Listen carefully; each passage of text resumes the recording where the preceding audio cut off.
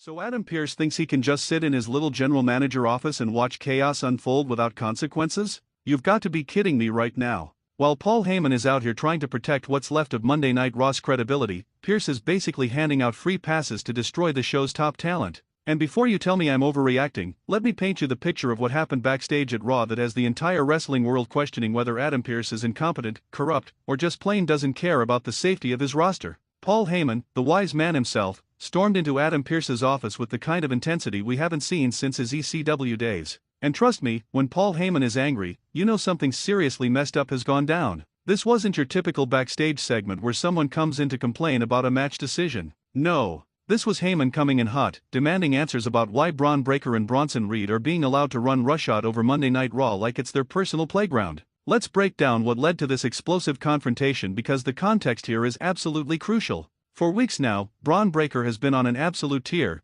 destroying everyone in his path with a level of aggression that's honestly terrifying. We're talking about a second-generation superstar who's taken his family's legacy and weaponized it into pure, unfiltered violence. And Bronson Reed? Don't even get me started on Bronson Reed. This man has been dropping tsunamis on people like he's trying to send them straight through the ring and into the Earth's core. But here's what's really got everyone's blood boiling. These two absolute wrecking machines have been targeting specific superstars with what can only be described as coordinated attacks. We're not talking about competitive matches that got a little out of hand. We're talking about premeditated assaults, attacks from behind, gang beatdowns, the kind of stuff that in any legitimate sport would result in suspensions, fines, and probably criminal charges. And where has Adam Pearce been during all of this? Where has Raw's general manager been while his roster is getting picked apart piece by piece? Apparently, he's been sitting backstage, watching it all happen on a monitor, doing absolutely nothing. Zero. Zilch. Nada. It's like watching a principal know there's a bully problem in the school and just deciding to let it play out because dealing with it would be too much paperwork.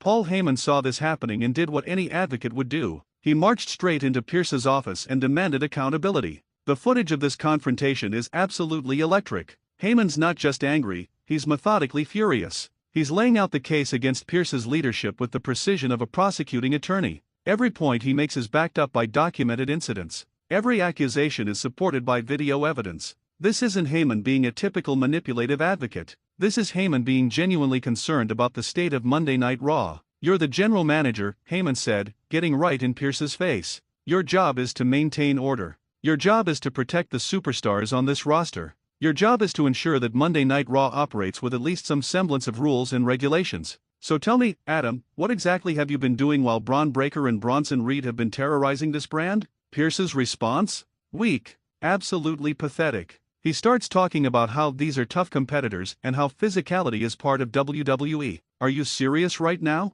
There's a massive difference between physicality and competition and what Breakker and Reed have been doing. When you're attacking people who aren't even in gear, when you're jumping people in parking lots, when you're sending people to the hospital, that's not competition. That's assault. But here's where it gets even more interesting, and this is what has people really questioning Pearce's motives. Heyman pointed out something that nobody else has been willing to say out loud. The targets of these attacks haven't been random. Breakker and Reed have been systematically taking out specific superstars, and when you look at the pattern, it becomes pretty clear that they're targeting anyone who could potentially be a threat to whatever endgame they're working toward. Think about it. Every single person they've attacked has been either a former champion, a #1 contender, or someone who was on the verge of a major push. That's not coincidence. That's strategy. And the question becomes, who's orchestrating this strategy? Is it just Breakker and Reed acting on their own initiative? Or is there someone higher up, someone with power, who's allowing this to happen because it serves a larger purpose?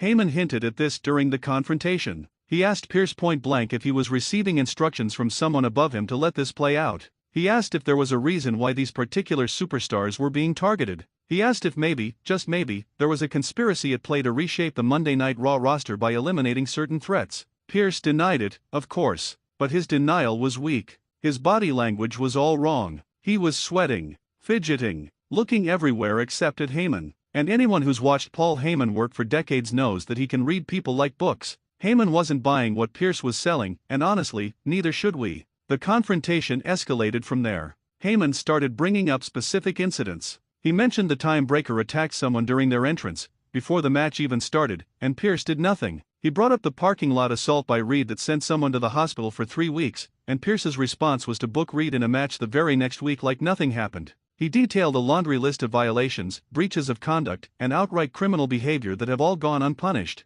In what world, Heyman demanded, is this acceptable? In what universe does a general manager watch his roster get decimated and do nothing about it? Either you're incompetent, Adam, or you're complicit. And I don't know which is worse. That line hit different. Because Heyman's right. Those are really the only two options here. Either Pierce is so bad at his job that he can't see what's happening right in front of him, or he's actively allowing it to happen for reasons he's not disclosing. And both scenarios are absolutely unacceptable for someone in his position. The tension in that office was suffocating. You could feel it through the screen. Heyman was standing there, the wise man, the advocate, the man who's been in this business longer than most of the current roster has been alive, demanding answers. And Pierce, who's supposed to be the authority figure, looked like a kid who got caught with his hand in the cookie jar. But then things took an even darker turn. Heyman brought up something that made everyone watching sit up straighter. He mentioned that some of the superstars who've been attacked are now afraid to come to work. They're looking over their shoulders constantly. They're afraid to walk through the parking lot.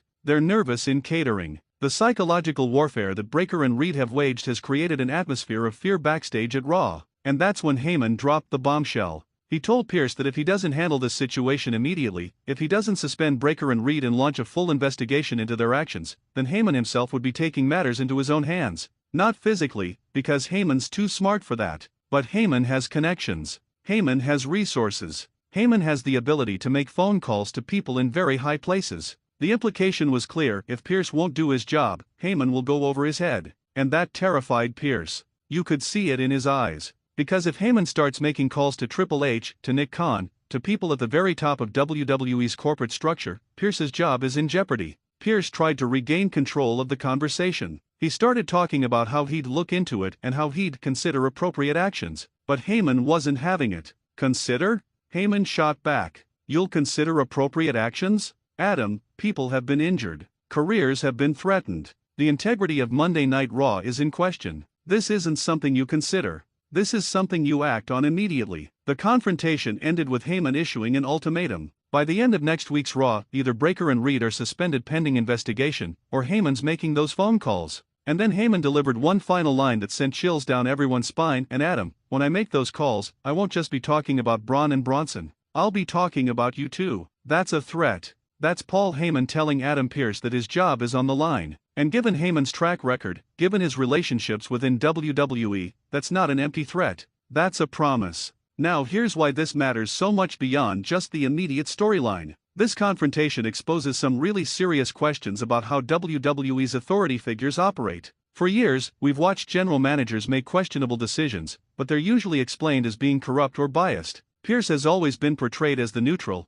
by-the-book GM who just wants to do what's right for the show. But this situation makes him look either incompetent or compromised. Neither is a good look. And it makes fans question whether there's a larger conspiracy at play. Is someone in WWE's management structure using Breakker and Reed as attack dogs to reshape the roster? Are they being protected because they're serving someone's agenda? The fan reaction to this segment has been explosive. Social media lit up immediately. Wrestling forums are going crazy with theories. Everyone has an opinion on whether Pearce is in on something or just overwhelmed by the situation. Some people are defending him, saying he's trying his best in a difficult situation. Others are calling for him to be fired immediately and replaced with someone who can actually maintain control. What's particularly fascinating is how this storyline is blurring the lines between kayfabe and reality. Because let's be honest, there are legitimate questions about how WWE handles discipline and punishment. We've seen superstars get away with things that would get them fired in any other workplace. We've seen inconsistent enforcement of rules. So when Heyman's character brings these issues up, it resonates because there's an element of truth to it.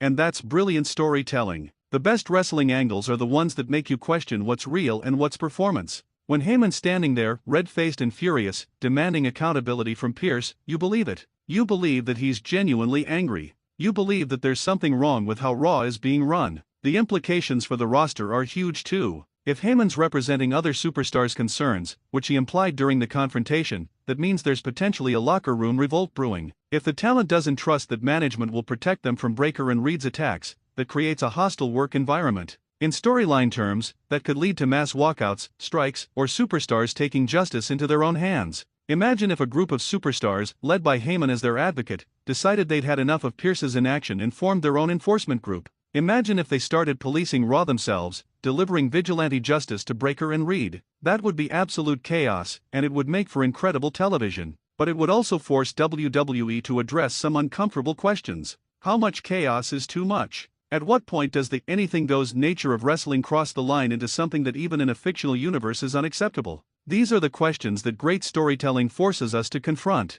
The Bron Breakker and Bronson Reed situation is also interesting because both of these guys are being pushed as legitimate monsters. They're not cowardly heels who run away from fights. They're not chicken shit champions who need help to win. They're destroyers. They're forces of nature. And forces of nature don't play by the rules, but that's exactly why there need to be consequences. If Breakker and Reed can do whatever they want without punishment, it makes everyone else look weak. It makes the championship seem meaningless because who's going to want to be champion if it just makes you a target for unprovoked attacks? It makes the entire competitive structure of Raw seem pointless. Heyman understands this better than anyone. He's been in the wrestling business for over 30 years. He's seen what happens when chaos is allowed to reign without any guardrails. It eventually collapses in on itself. ECW, the company he built, died partly because the violence and chaos became unsustainable. He doesn't want to see Monday Night Raw go down that same path. That's what makes his confrontation with Pierce so compelling. This isn't a heel trying to manipulate the system for his own benefit. This is someone who genuinely cares about the business trying to prevent a catastrophe. And when Paul Heyman's the voice of reason and restraint, you know things have gotten seriously out of hand. The question now is what happens next. Does Pierce cave to Heyman's demands and suspend Breakker and Reed? Does he defy Heyman and face the consequences? Does someone above Pierce intervene before this situation explodes even further? Or do Breakker and Reed escalate their campaign of terror to the point where it can't be ignored anymore? Every option leads somewhere interesting. If Breakker and Reed get suspended, they'll come back even more dangerous and with a grudge against both Pierce and Heyman. If they don't get suspended, Heyman will follow through on his threat and potentially get Pierce fired. If management intervenes, it could expose a conspiracy that goes all the way to the top. And if the attacks continue and escalate, we could see Raw descend into absolute anarchy. What's clear is that this storyline has legs. This isn't going to be resolved in a week or two. This is something that could play out over months, involving multiple superstars and creating several different feuds. It's the kind of complex, layered storytelling that WWE excels at when they really commit to it. The Paul Heyman and Adam Pearce confrontation was must-see television. It was intense, it was believable, and it raised legitimate questions about authority, accountability, and justice in the WWE universe. Whether you think Pierce is incompetent or complicit, whether you think Breakker and Reed should be punished or celebrated, this segment made you feel something. It made you want to see what happens next. And that's what great wrestling does. It makes you invested. It makes you care. It makes you debate and discuss and argue with your friends about who's right and who's wrong. The fact that you're watching this video right now, getting fired up about this situation, proves that WWE has done its job. So what do you think? Is Adam Pearce a terrible general manager who needs to be fired? Or is he caught in an impossible situation? Are Bron Breakker and Bronson Reed justified in their actions or should they be suspended immediately? And is there a larger conspiracy at play that we're only beginning to see? Drop your thoughts in the comments because I want to know where you stand on this. This storyline is just getting started and it's going to be wild to see where it goes.